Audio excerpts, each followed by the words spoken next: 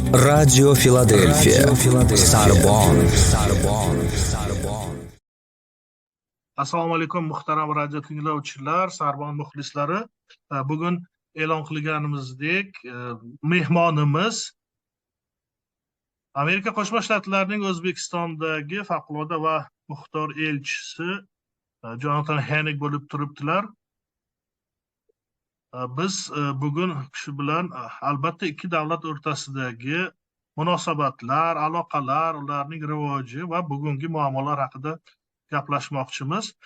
Albatta birinchi navbatda muhtaram elchi janoblari Sarbon radiosiga xush kelibsiz. Biz bilan suhbat qilishga, bizning savollarimizga javob berishga rozi bo'lganingiz, vaqt ajratganingiz uchun katta rahmat sizga.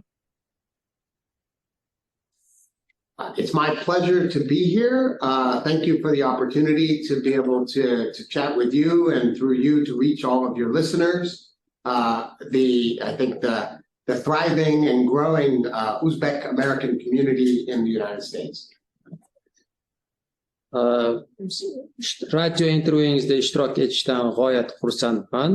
Ushbu imkoniyatni taqdim etganingiz uchun tashakkur bildiraman va siz orqali barcha radio tinglovchilarga salomlarimni yetkazaman va Amerika Qo'shma Shtatlaridagi o'sib borayotgan o'zbekistonliklarni qutlayman. Rahmat.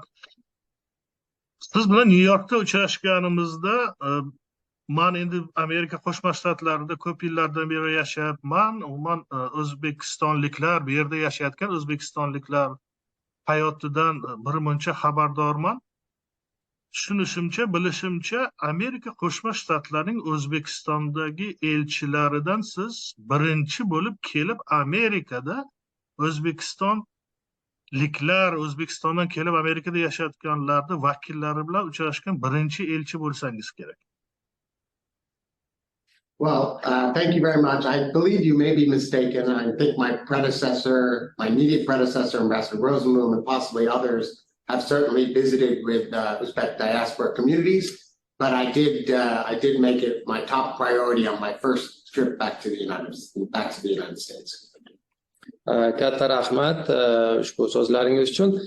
Lekin menimchalik biroz noaniqroq ma'lumot haqida aytingiz. Siz mendan oldingi Amerika elchilari, jumladan Daniel Rosenblum janoblari va balki undan avvalgi elchilar ham Nyu-Yorkda va balki boshqa joylardagi istiqomat qilayotgan o'zbeklar bilan borib ko'rishgan va men ham mana ko'rishdim va mening uchun shu oxirgi marta Amerikaga borganimda, Amerikadagi safarimda Amerikadagi o'zbek jamoasi bilan ko'rishish menga ustuvor bir maqsadim bo'lgan edi.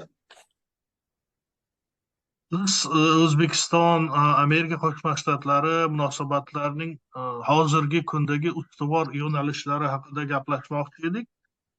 Shu nuqtai nazardan sizning menga ma'lum bo'lgan sizning ish faoliyatingiz nuqtai nazaridan qarasak, siz xavfsizlik bo'yicha mutaxassissiz. Balkim sizni ko'p bilimlaringiz, ko'p ko'nikmalaringiz ichida xavfsizlik bo'yicha ham ish yuritgansiz. Shu nuqtai nazardan bu Qo'shma Shtatlarning O'zbekiston bilan bo'lgan munosabatlariga yangi bir urg'umi, yangi bir aksent beryaptimi?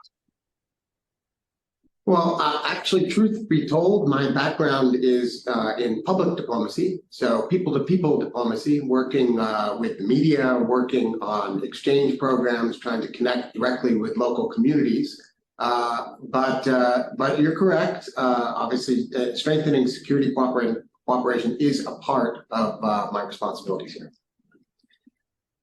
Aslini oladigan bo'lsak, mening asosiy ish tajribam jamoat bilan aloqalar sohasida bo'lgan. Ya'ni buning ichida o'sha xalqlar orasidagi xalq diplomatiyasi hamda ommaviy axborot vositalari bilan ishlash, almashinuv dasturlarini o'z ichiga olgan. ya'ni undan tashqari o'sha mahalliy jamoat bilan aloqalar va shu kabi. Lekin siz adashmadingiz, xavfsizlik masalalari ham bu ichida mavjud. Ya'ni mamlakatlar orasidagi o'sha xavfsizlik sohasidagi hamkorlikni kuchaytirishga qaratilgan edi va bu ish tajribamning bir qismi bo'lgan.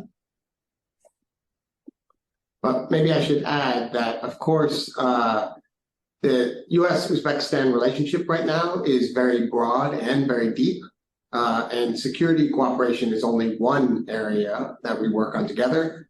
I've also spent quite a bit of time in my first 9 months here working on increasing trade and investment between the United States and Uzbekistan, as well as working on supporting President Mirziyoyev's democratic reforms and advocating for democracy and human rights here in Uzbekistan as well.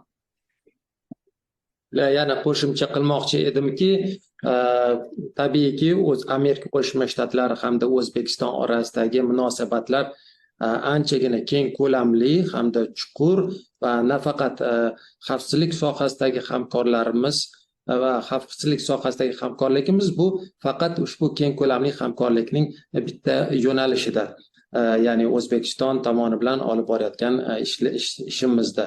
Va undan tashqari mana men elchi sifatida so'nggi 9 oy ichida ya'ni O'zbekiston va Amerika Qo'shma Shtatlari orasida savdo sotiq, investitsiya yo'nalishidagi hamkorlikni ham rivojlantirish hamda mustahkamlashga harakat qilib, shu yo'nalishda ham ish olib bormoqdamiz.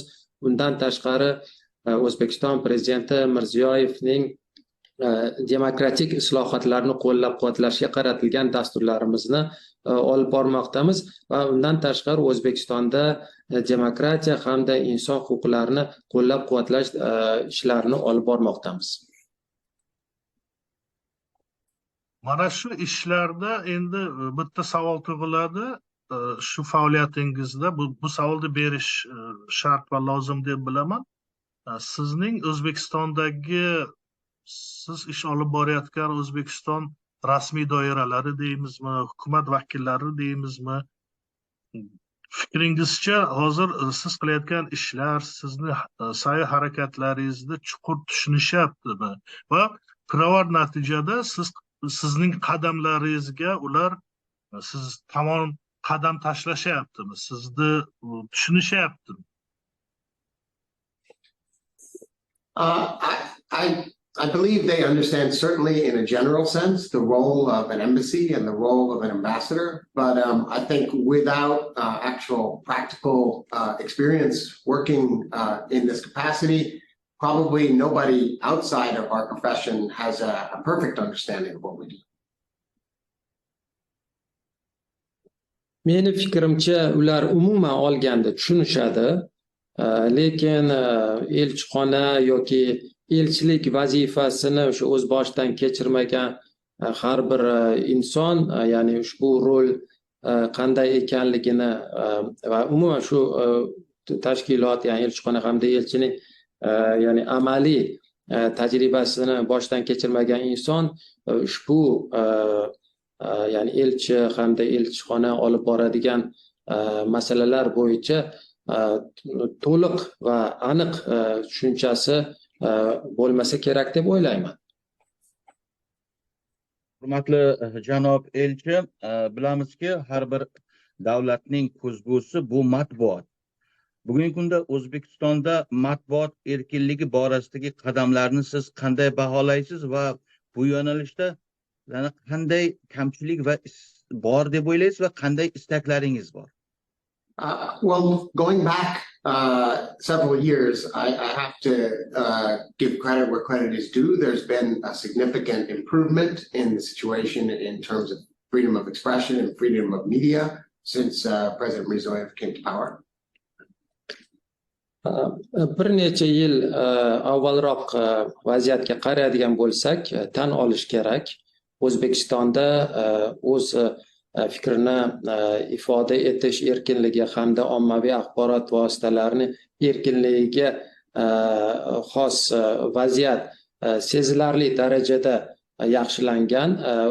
Ya'ni o'sha Mirziyoyev, prezident Mirziyoyev hokimiyatga kelgandan beri At the same time, I think that there more needs to be done to continue to strengthen the media environment and solidify, I think, independent media here in Uzbekistan. Lekin ayni paytda aytish lozimki, ushbu ommaviy axborot vositalari uchun yaratilayotgan sharoitlar, ya'ni muhitni yanada mustahkamlashni davom etishga qaratilgan ehtiyoj sezilib turibdi va mustaqil ommaviy axborot vositalariga bo'lgan ya'ni sharoitni yanada mustahkamlash lozim. There continues to be a problem of self-censorship and even, I would say, pressure on certain media outlets and bloggers. O'z-o'zini senzura qilish muammosi davom etmoqda va undan tashqari muayyan ommaviy axborot vositalari tashkilotlari hamda blogerlarga bosim davom etmoqda. We're particularly concerned even about the trends we're seeing just over the last few months. Mana so'nggi bir necha oy ichida biz ko'rayotgan tendensiyalar ma'lum tashvishga sabab bo'lmoqda. And then at the same time, I think there is also a legitimate concern about particularly bloggers and how they conduct their work and their activities. Lekin ayni paytda ba'zi bir blogerlar borasida hamda ularning ish yuritish uslublariga taalluqli ham o'ziga yarasha asosli tashvishlar mavjud. I can't exclude the possibility that some bloggers have all personally engaged in illicit activities, soliciting bribes or being engaged in extortion. Ya'ni ba'zi bir blogerlar qandaydir bir pora olish holatlarida aralashgani yoki hattoki tovlamachilik holatlariga o'sha aralashib qolgan holatlarni ham, ya'ni noqonuniy harakatlarga aralashib qolgan holatlarni ham istisno qilmayman. So in the end, I think we really need to strengthen the professionalization, the adherence to ethical standards of journalists and bloggers. Va oxir oqibat, ya'ni buning natijasida biz O'zbekistonda jurnalistlarning professional etikasini hamda jurnalistlar hamda blogerlarning o'sha kasbiy xulqini, etikasini yanada takomillashtirishga bo'lgan ehtiyojni ko'rmoqdamiz. But I will absolutely condemn any political pressure that is motivated by politics or is driven by concerns about the criticism that might be reflected in the media, and obviously that we consider would be a clear violation of media freedom. Lekin ayni paytda jurnalist yoki blogerlarga qandaydir bir siyosiy bosim ko'rsatish holatlarini, ya'ni siyosiy ya'ni sabablardan kelib chiqqan, ya'ni harakatlarni ularga qarshi, ya'ni jurnalistlar va blogerlarga qarshi harakatlarni men butkul qoralayman va umuman ommaviy axborot vositalari o'z o'sha sahifalarda yoritayotgan holatlar, ya'ni tanqidlar bo'yicha, ya'ni toqatsizlik holatlarini bo'yicha men holatlarni qoralayman va ommaviy axborot vositalarining erkinligini buzish bo'lgan holatlarni ham qoralayman. Rahmat. Janob elchi, bitta narsani aytmoqchi edim. Hozirgi zamon o'zbek mediasini, meni fikrim, men endi ko'p yil sohada ishlaganim uchun shu gapni aytyapman. Hozirgi zamon medianing, hozirgi zamon O'zbekiston va umuman postsovet davlatlarining mediasining hozirgi ravnaqi deymizmi, hozirgi o'sishini ko'pchilik bir narsa bilan bog'laydi. Bu albatta, agar siz shu sohada ma'lumotlarga ega bo'lsangiz, bir vaqtlar intervyu degan tashkilot bo'lardi. Postsovet hududlari televideniya, radio stansiyalarga yordam beradi yoki xalqaro jurnalistlar uyushmasi tashkiloti bor Washingtonda, rahmatlik juda zo'r jurnalist, Xudo rahmat qilsin, George Krimskiy degan jurnalist bo'lar edilar. So'ramoqchi bo'lganim, shu media sohasida ham hozir Qo'shma Shtatlarning bir tashkilotlari yoki elchixona O'zbekiston jurnalistlari, O'zbekiston mediasi uchun biron xil tadbirlar deymizmi yo uzoq davom etuvchi bir dasturlarni ham amalga oshiryaptimi yo'qmi? Through USAID and through our public diplomacy section here at the US Embassy, we have a number of programs to support independent media. Ha, shunday dasturlar mavjud. Mana jumladan USAID hamda elchixonamiz tarkibidagi jamoat bilan aloqalar boshqarmasi yoki jamoat diplomatiyasi boshqarmasi orqali Amerika Qo'shma Shtatlari elchixonasi O'zbekistondagi mustaqil ommaviy axborot vositalarini qo'llab-quvvatlashga qaratilgan bir qator dasturlarni amalga oshirmoqda. USAID, in fact, is supporting Internews to do programming here in Uzbekistan. Much of that programming is indirect because Internews has so far been unsuccessful in registering a local presence. USAID bu maqsadda siz aytib o'tgan Internews tashkilotini qo'llab-quvvatlamoqda, ya'ni uning O'zbekistondagi dasturlarini amalga oshirishda, lekin aksariyat hollarda ushbu dasturlar Internewsning o'zi emas, balki bilvosita amalga oshirilmoqda, chunki Internewsning o'zi O'zbekistonda ro'yxatdan o'ta olmadi, garchi ro'yxatdan o'tish uchun bir qator harakatlarni qilgan edi. Nonetheless, a number of training programs and conferences continue to take place under that program. In addition, our public diplomacy section provides support through programs that bring, for example, expert media speakers from the United States here to Uzbekistan. Lekin shunga qaramasdan bir qator treninglar, konferensiyalar, anjumanlar amalga oshirilmoqda o'sha Internewsning dasturlari doirasida. Undan tashqari bizning jamoat diplomatiyasi bo'limimiz Amerika Qo'shma Shtatlaridan ekspertlarning hamda o'sha ommaviy axborot vositalari masalalari bo'yicha notiqlarni Amerikadan taklif etib, O'zbekistonda ularning o'sha chiqishlarini tashkillashtirmoqda. And they, of course, conduct training and programs here. And then at the same time, we invite Uzbek journalists to the United States for what we call the International Visitor Leadership Program, where they can have opportunities to meet their American counterparts and develop their journalism skills.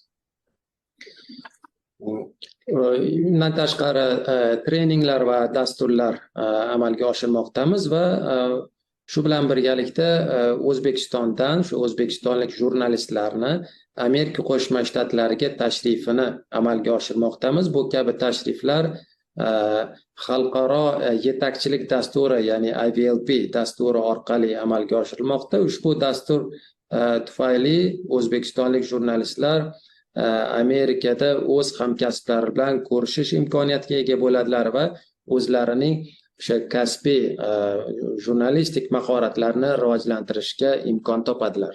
And then finally, of course, one of the best things I think we can do is to lead by example. And the United States government provides obviously direct funding to the Voice of America and to Radio Free Europe, both of which have Uzbek services. They, of course, operate independently. The government has no editorial control over those outlets, but I believe that they do a very good job of modeling the ethics and professionalism that we hope to see here in Uzbekistan and among the independent media. Lekin ya'ni qo'shimcha qilib aytishim lozimki, so'zimning yakunida eng yaxshi ya'ni yordam bu o'zimizda o'sha misol ko'rsatish bo'ladi.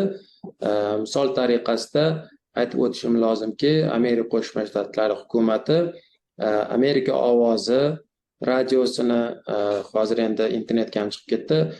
Undan tashqari ozodlik radiosini moliyaviy jihatdan qo'llab-quvvatlab kelmoqda. Ularda o'sha o'zbek tilidagi xizmatlar ham mavjud. Tabiiyki, ularning o'sha tahririyati mustaqil va Amerika Qo'shma Shtatlar hukumati ushbu radioning tahririyat ya'ni masalasi nuqtai nazaridan hech qanday nazorat olib bormaydi. Ular o'sha mustaqil ravishda ish olib boradi va bu narsa qandaydir ravishda bir namuna bo'lib xizmat qilishi mumkin. Ya'ni ushbu radio xizmatlarining ishi jumladan ular o'sha professional etika nuqtai nazaridan hamda professionalizm nuqtai nazaridan juda ya'ni namunaviy ish olib borishmoqda va umid qilamizki, O'zbekistondagi mustaqil ommaviy axborot vositalarida ham shunday ya'ni kasbiy mahoratlar ham o'rin olib rivojlanib boradi deb umid qilamiz. Bahodir? Muhtaram janob elchi, biz bilamiz, mana o'z fikrlaringizdan ham ma'lum bo'lyapti. Qo'shma Shtatlar O'zbekistondagi islohotlarni ma'lum darajada qo'llab-quvvatlab kelmoqda. Endi bugun tadbirkorlik, ishbilarmonlik va kichik biznesni rivojlantirish borasida bir qator ishlar qilinyapti O'zbekistonda. Amerika Qo'shma Shtatlarining bu boradagi yo'nalishdagi qanday loyihalari bor va qo'shimcha O'zbekistonda ish o'rinlarini yaratish, kichik biznesni rivojlantirish bo'yicha qanday takliflar va qanday loyihalar ustida bugun ish olib borilmoqda? Well, let me just first say that absolutely the United States is doing everything it can to support economic development and prosperity here in Uzbekistan. Avvalambor aytib o'tishim kerak, gapingiz to'g'ri. Amerika Qo'shma Shtatlari O'zbekistonda iqtisodiy rivojlanish hamda farovonlikka erishish uchun barcha o'sha o'zida mavjud imkoniyatlardan kelib chiqib yordam ko'rsatmoqda. Those efforts include, as you've indicated, programs that directly support entrepreneurs and small businesses.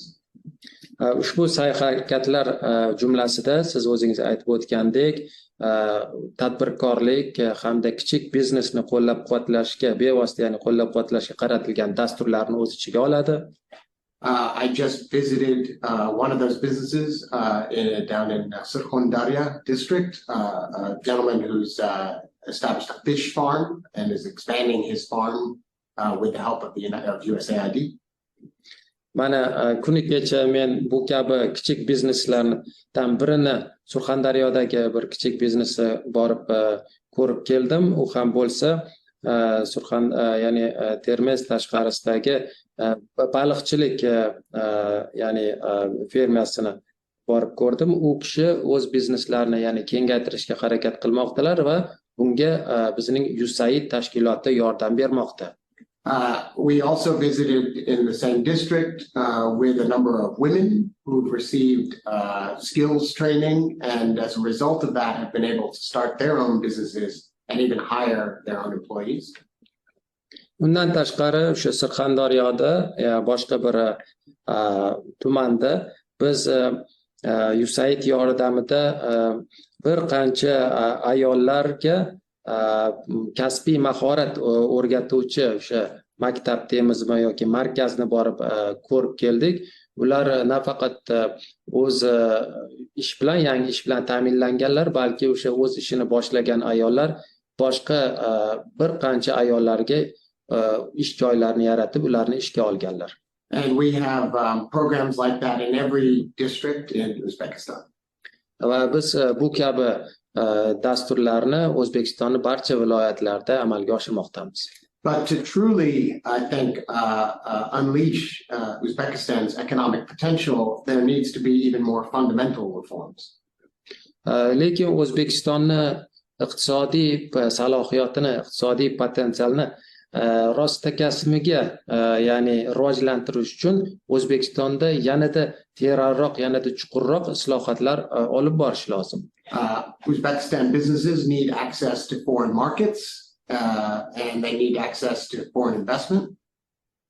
O'zbekiston biznesi uchun xorijiy bozorlarga chiqish lozim hamda xorijiy investitsiyalarga ega bo'lish lozim. And so in order to help achieve that, we are directly supporting Uzbekistan's membership application to the World Trade Organization. Va ushbu ya'ni holatlarga erishish uchun biz O'zbekistonni Jahon savdo tashkilotiga bo'lgan a'zolik o'sha murojaatini, harakatlarini qo'llab-quvvatlab kelmoqdamiz.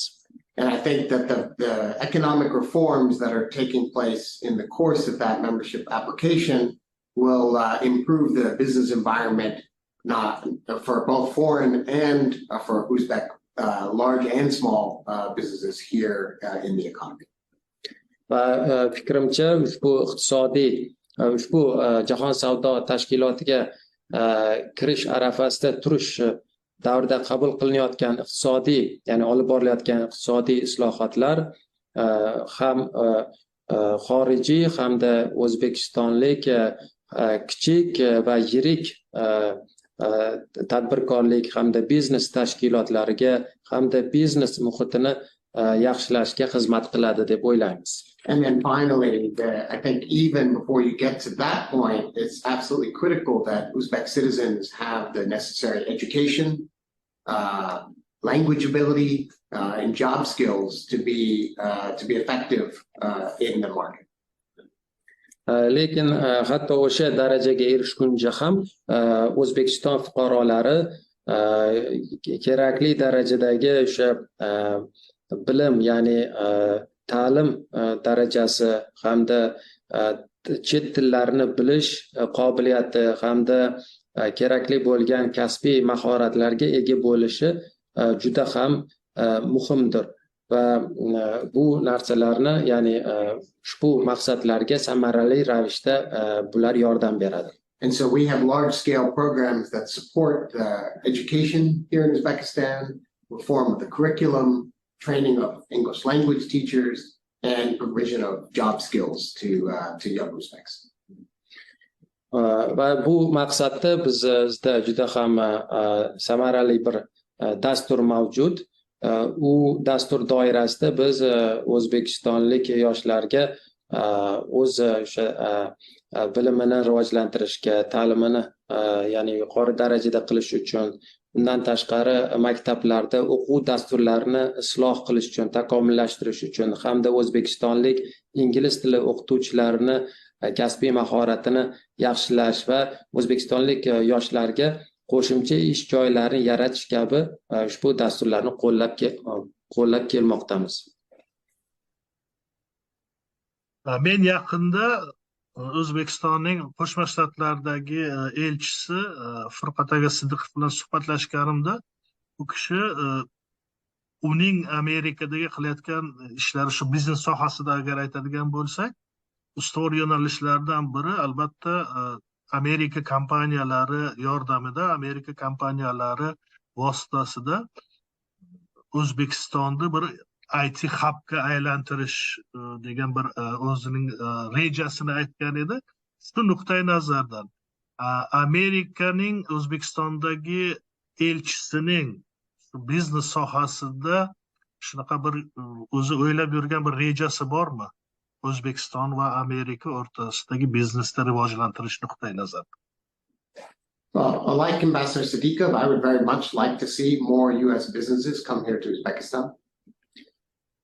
Xuddi O'zbekiston elchisi Furqat Sidiqov janoblari kabi men ham Amerikadan O'zbekistonga ko'proq kompaniyalar, biznes vakillarini kelishini istayman. But as Americans, I think you know, US businesses don't necessarily do what the US government tells them to do. Lekin amerikalik bo'lgan holatingizda mana o'zingiz ham bilasiz, Amerika fuqarosi kabi Amerika biznesi doim ham Amerika hukumati aytgan gapni qilavermaydi. American businesses will come here when they see opportunities that are in the interests of their companies, in the interest of their shareholders, and so you know what there's quite a bit of work that still needs to be done here in Uzbekistan to make Uzbekistan, I think, a truly attractive investment opportunity. Amerika bizneslari o'zlarining kompaniyalari manfaati uchun, o'zlarining o'sha hissadorlarining manfaati uchun qandaydir bir foyda bo'lsagina o'sha ma'lum bir mamlakatga boradilar. Va shundan kelib chiqqan holatda O'zbekistonni sarmoyadorlar, ya'ni investorlar uchun chinakam ma'noda jozibali qilish uchun hali qiladigan ishlar mavjud. Some of those things I discussed already, reforms that will be taking place as part of the World Trade Organization application process. Ba'zi ushbu ishlardan ba'zi birlari, men aytib o'tgan ishlardan ba'zi birlari bu shu O'zbekistonni Jahon savdo tashkilotiga a'zolikka, ya'ni kirish jarayoni doirasida, ya'ni asnosida olib borilayotgan ba'zi bir islohotlar. I think more needs to be done to strengthen rule of law here in Uzbekistan, to strengthen the protection of intellectual property. Shu bilan birgalikda O'zbekistonda qonun ustuvorligi hamda intellektual mulk huquqlarini himoya qilish sohasida ham anchagina hali ish qilish lozim. To combat corruption. Hamda korrupsiyaga qarshi kurash ham. But I think we're seeing progress in all of these areas, and we're already seeing, I think, a dramatic increase in the interest of U.S. companies coming here to Uzbekistan. Lekin o'ylashimcha biz O'zbekistonda ushbu barcha sohalarda ya'ni oldinga siljishlarni ko'rdik, guvohi bo'ldik va shundan kelib chiqqan holatda Amerika kompaniyalarini O'zbekistonga kelib ishlash hamda sarmoya tikish bo'yicha o'sha qiziqishlari ortib borayotganini guvohi bo'ldik. I've visited companies already like Coca-Cola, Honeywell, Caterpillar. They are all increasing their investments here in Uzbekistan. Mana misol uchun men Amerikaning Coca-Cola kompaniyasi, Honeywell kompaniyasi hamda Caterpillar kompaniyalarining O'zbekistondagi bu yerdagi idoralarini, ofislarini borib tanishdim ishlari bilan va ularning bari O'zbekistondagi investitsiyalarni hajmini ancha oshirgan. Very large company from your state of Pennsylvania, company called Air Products, has just made two very, very large investments here in Uzbekistan, totaling almost $2 billion. Mana siz istiqomat qilib turgan shtat, ya'ni Pensilvaniya shtatida joylashgan Amerikaning Air Products kompaniyasi O'zbekistonda ikkita yirik investitsiyalar kiritgan. O'sha ikkita yirik investitsiyaning jami miqdori $2 milliard teng. So clearly there's a lot of potential here, a lot of opportunity. As for the IT sector, I've been impressed with the growth of IT services provided to the United States from Uzbekistan. Xullas ko'rib turibmizki, O'zbekistonda juda katta potensial hamda katta imkoniyatlar mavjud va siz eslab o'tgan IT sohasini oladigan bo'lsak, men O'zbekistonda IT sohasi naqadar jadal ravishda rivojlanayotganini va naqadar muhim o'rin egallayotganini ko'rmoqdaman. Jumladan O'zbekistonda turib Amerikaga shu kabi IT xizmatlar ko'rsatishi hajmi oshib borayotganiga guvoh bo'lmoqdamiz. And I know that the Minister for Digital Technologies and the IT park here in Uzbekistan are creating excellent conditions for to continue to grow that sector. Va men bilamanki, O'zbekistonning raqamli texnologiyalarni rivojlantirish vazirligi hamda uning IT parki ushbu sohaning O'zbekistonda yanada rivojlanishiga qaratilgan barcha lozim bo'lgan sharoitlarni yaratayotganini guvohiman. Bahodir? Endi muhtaram janob elchi, biz bilamiz, O'zbekistondan Amerikaga kelmoqchi bo'lgan istovchilar juda ko'p. Biz bilamiz, что statistik ma'lumotlarga qaraganda Green Card loyihasida ham, Amerikada e'lon qilingan Green Card loyihasida ham o'zbekistonliklar juda faol ishtirok etishmoqda. Lekin ayrim holatlarda shunaqa voqealar sodir bo'lmoqdaki, bu o'sha Green Card sohibi bo'lgan yutganlar ham viza olishi kirishiga ayrim qo'llab-quvvatlanmagan holatlari ham bor. Bu bir. Ikkinchi savolim shu o'rinda, vizani berish, vizani qo'llab-quvvatlash borasidagi islohotlar bugun qay darajada? Shu haqida ham gapirib bersangiz. Well, let me say first of all that we welcome and encourage as much travel back and forth between Uzbekistan and the United States as possible by Uzbeks and Americans. Avvalambor men shuni aytmoqchimanki, biz ham O'zbekiston fuqarolari Amerikaga borishini hamda Amerika fuqarolarini O'zbekistonga kelishi, ularning safarlarini qo'llab-quvvatlaymiz, qutlaymiz va buni rag'batlantiramiz. I think a strong relationship depends on a strong foundation of people-to-people contacts. O'ylashimcha, mamlakatlar orasidagi mustahkam aloqalar o'sha xalqlar orasidagi o'sha bordi keldini mustahkamligiga bog'liq. And our consular section here has interviewed more people, I think in almost every category,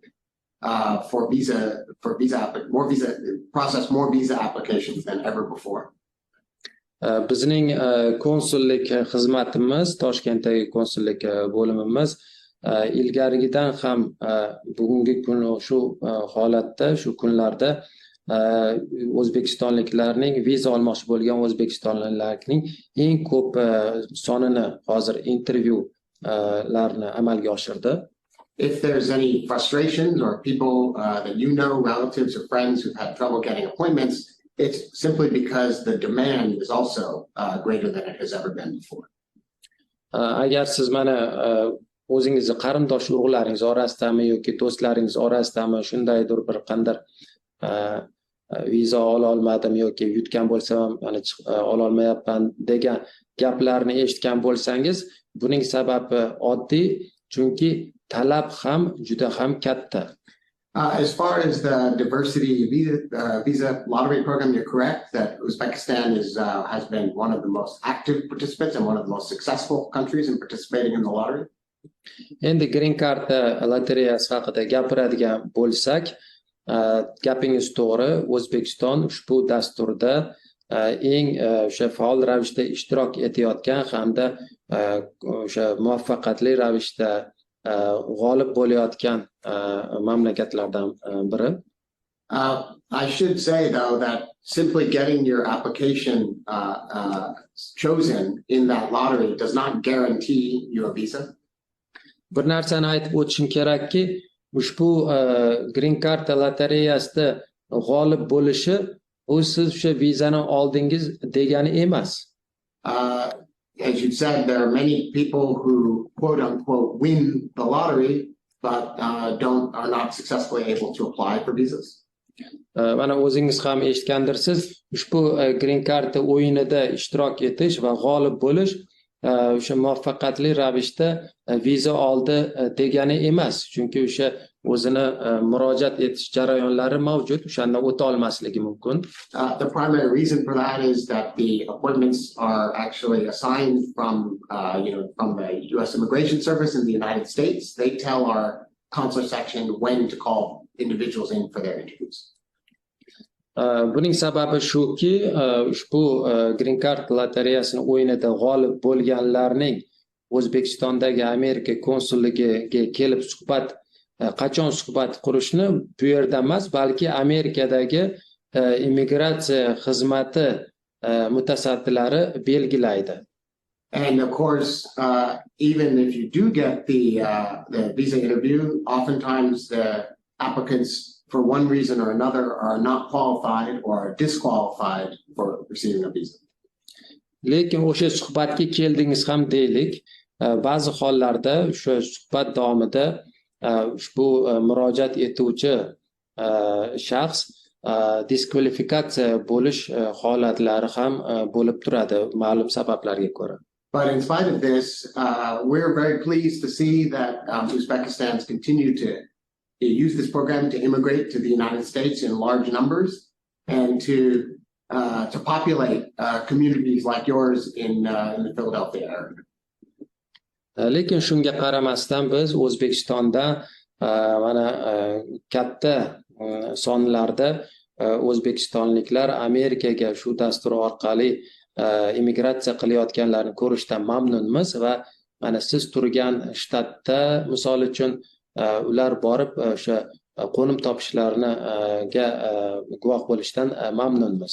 This program is called the Diversity Visa Program for a reason, because it's intended to promote diversity in the United States, and it's my pleasure to see Uzbek communities representing Uzbek culture in many cities now across the United States. Endi bu dasturni shu xilma-xillik vizasi dasturi deb ataladi o'zi aslida. Buni sababi bor.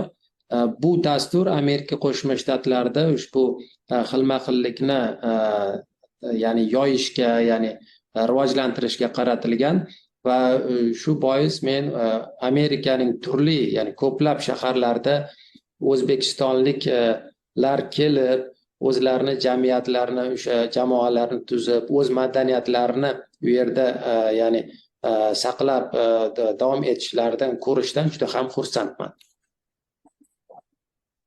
Shu nuqtai nazardan shunchaki savol bor edi. Mana ikkita viza bor. Amerika Qo'shma Shtatlarining ikkita vizasi bor. Adashmaslik uchun shu nimadan ko'rmoqchi edim. Bu H2A va bu temporary agricultural workers and T1 traders degan dasturlari borda. Shunchaki savol, shu dasturlarga O'zbekiston qo'shilishi, o'sha ro'yxatga davlatlar, shu dasturlarga qatnashayotgan davlatlar ro'yxatiga O'zbekiston qo'shilishi borasida biror xil fikrlar bordir, biror xil gaplar bordir. Shuni sizdan so'ramoqchi edim. No, I'm not a consular expert, but according to the information I have, there are requirements for countries to be able to participate in those programs. Endi men konsul emasman, lekin menda mavjud ma'lumotga ko'ra ushbu dasturda ishtirok etish uchun, o'sha huquqli bo'lish uchun ma'lum talablarga javob berish kerak. Specifically, to participate in the H2A temporary agricultural worker program, a country has to have a very low rate of visa overstays. Mana xususan ushbu H2A, ya'ni o'sha mavsumiy qishloq xo'jalik sohasida ishlash uchun mehnat vizasiga ega bo'lish uchun yoki ishtirok etish uchun o'sha muayyan mamlakatning fuqarolari, Amerikaga kelgan fuqarolari vizasida ko'rsatilgan muddatni buzmasligi lozim, ya'ni ko'p qolib ketmasligi lozim. And the logic there is that we will only allow countries which demonstrate over time that their citizens respect our laws and our visa regulations to participate in the program. Ya'ni buning ketidagi mantiq shundan iboratki, biz Amerika Qo'shma Shtatlarida bizdagi o'sha qonunlarni hamda vizaga taalluqli qonun tartiblarini hurmat qiladigan fuqarolar, ya'ni fuqarolarning mamlakatigagina biz ushbu vizalarda ishtirok etishga imkon beramiz. At this time, Uzbek citizens who do come to the United States on non-immigrant visas are overstaying their visas at rates that are much too high for this program. Lekin Amerika Qo'shma Shtatlariga noimmigratsion vizalar bilan keladigan O'zbekiston fuqarolari ko'p hollarda shu o'z anketalarida ko'rsatgan muddatdan ko'ra ko'proq vaqt qolib ketishmoqda. And as you probably know, there's even more alarming recent trend of many Uzbeks who are traveling to the United States illegally through Mexico or through Central America. And crossing the border and seeking to stay in the United States through that route. Undan tashqari o'zingiz ham xabaringiz bor, yanada bir xavfliroq bir tendensiya yuzaga kelmoqda. Ko'plab o'zbekistonliklar Amerikaga noqonuniy yo'llar orqali kelishga intilishmoqda, jumladan Meksika orqali yoki Markaziy Amerika mamlakatlari orqali Amerika Qo'shma Shtatlariga chegara orqali o'tishga harakat qilishmoqda. Bu borada va Amerika Qo'shma Shtatlarida noqonuniy ravishda qolishga rejalarini qilishmoqda. And so really what we want to do is encourage legal and legitimate travel. So if somebody's coming as a tourist, we want to make sure they get a tourist visa, but that they return to Uzbekistan. If somebody is seeking to immigrate, that they pursue a legal means to immigrate, like through the diversity visa program. And unfortunately, right now, there's obviously an enormous demand here in Uzbekistan of people who are looking to find a place to work or live through, also, if necessary, through illegal means. And as a result of that, I think our visa policies are going to remain rather strict. Endi biz shuni istaymizki, o'sha Amerika Qo'shma Shtatlariga boradiganlar qonuniy yo'l orqali borishsin deymiz. Turist bo'ladigan bo'lsa, o'sha turist vizasini olib, borib, ko'rib, ya'ni O'zbekistonga qaytishini istaymiz. Va agar emigratsiya qilmoqchi bo'lsa Amerika Qo'shma Shtatlariga, uni ham qonuniy yo'l orqali, misol uchun o'sha green cardani dasturida ishtirok etish orqali yo'llar orqali qilishni xohlaymiz, lekin afsuski juda hozir katta bir talab mavjudki, odamlar Amerika Qo'shma Shtatlarida o'sha ish topish yoki u yerda yashash holatlari istashadi va buni o'sha noqonuniy yo'l bilan qilishni rejalashtirishadi, xohlashadi va shu sababli bizni viza talablarimiz shu kabi qat'iy qolishi ma'lum muddatga o'zgarmaydi deb o'ylayman. Mani ishonchim komil, siz hayotingiz, endi ishingiz shunaqa, mehnat faoliyatingiz shunaqa, yuzlab, balkim minglab intervyu bergansiz. Shunaqa balkim sizda bo'lgan shunaqa holatki, jurnalist bitta savolga javob bermoqchisiz, hech bir jurnalist shu savolni bermaydi-da. Mana bugun Bahodir Qudratov ham shu savolni bermadi. Shunaqa savol bormi? Hech kim sizga bermaydi, lekin siz javob bermoqchisiz. If I have something to say, I'll find a way to say it, whether you ask the question or not. Bilasizmi, agar biror bir narsani aytmoqchi bo'lganimda savol berasizmi, bermaysizmi, baribir o'shani aytardim, yo'lini topardim.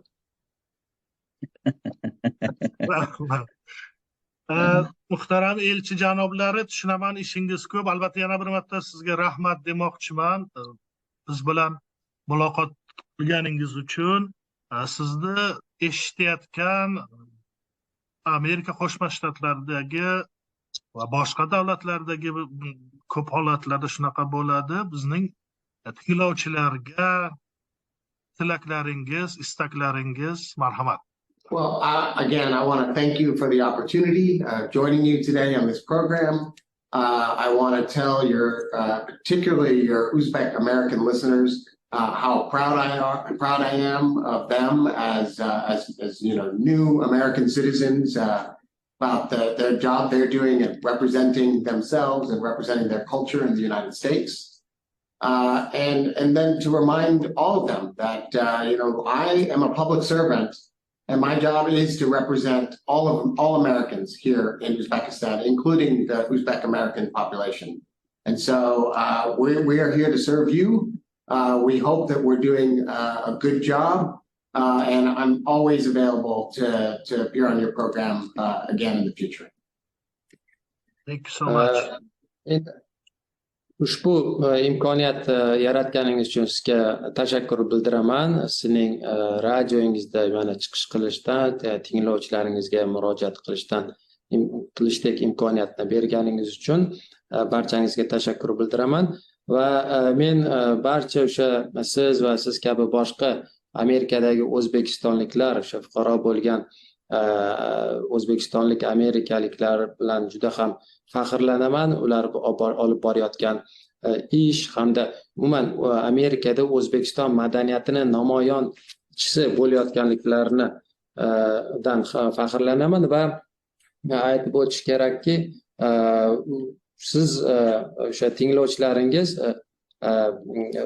barcha ular Amerika fuqarosi bo'lganligi bois shuni eslatib o'tamanki, men davlat xodimiman va men bu yerda barcha amerikaliklarni namoyon etaman, jumladan o'sha Amerikada istiqomat qilayotgan o'zbeklarni ham, va men sizlarga xizmat qilaman va umid qilamanki shu ishni men uddasidan chiqa olyapman va kelgusida ham yana bir bor sizni radio tinglovchilaringiz bilan eshitishamiz yoki ko'rishamiz degan umidda qolaman. Rahmat. Thank you very much. Thank you. Radio Philadelphia. Sarbon.